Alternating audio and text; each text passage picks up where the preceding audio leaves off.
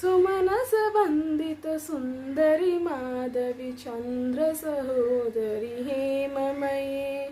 मुनिगणवन्दित मोक्षप्रदायिनि मञ्जुलभाषिणि वेदनुते पङ्कजवासिनि देवसुपूजित सत्कुलवर्षिणि शान्तियुते जय जय हे मधुसूदन कामिनि आदिलक्ष्मि पालय माम् ऐकलिकल्मषनाशिनि कामिनि वैदिकरूपिणि वेदमये शिरस उद्भव मङ्गलरूपिणि मन्त्रनिवासिनि मन्त्रनुते मङ्गलदायिनि अम्बुजवासिनि देवगणार्चितपादयुते जय जय हे मधुसूदन कामिनि धान्यलक्ष्म्यां पालय माम् जय वरवर्णिनि वैष्णवि भार्गवि मन्त्रस्वरूपिणि मन्त्रमये सुरगणपूजित शीघ्रफलप्रद ज्ञानविकासिनि शूत्रन् सुरगणपूजित शीघ्रफलप्रद ज्ञानविकासिनि शास्त्रनुते भव भव हरिणि पापविलोचनि साधुजनाश्रितपादयुते जय जय हे मधुसूदन कामिनि धैर्यलक्ष्म्यां पालय माम् जय जय दुर्गतिनाशिनि कामिनि सर्वफलप्रद शास्त्रमये रथगजतुरगपदाति समावृत परिज्ञनवां लोकनुते हरिहर ब्रह्म सुपूजित सेवित तापनिवारिणि पादयुते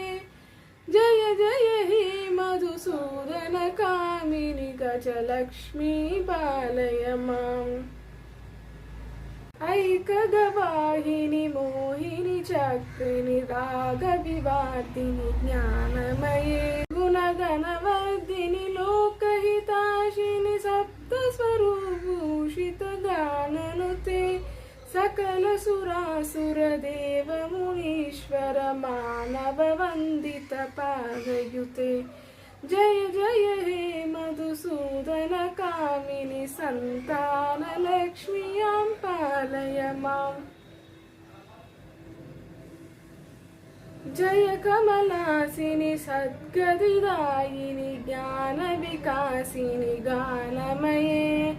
अनुदिनमर्चित कुङ्कुमधूसरभूषित वासित वादनुते कनकधरासुधि वैभव वन्दित शङ्कर देशिक मान्यपदे जय जय हे मधुसूदन कामिनि विजयलक्ष्म्यां पालय माम् प्रणत सुरेश्वरि भारति भार्गवि शोकविनाशिनि रत्नमये मणिमय भूषित कर्म विभूषण शान्ति समावृत हास्यमुखे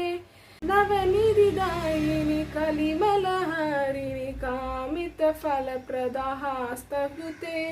जय जय हे मधुसूदन कामिनि विद्यालक्ष्मि सदा पालय माम् धिमि धिमि धिं धिमि धिं धिमि धिं धिमि दुं दुबिनाद सूर्णवये गुं गुम गुं गुम गुं गुम गुं गुम शङ्खनिनाद सुवाद्यनुते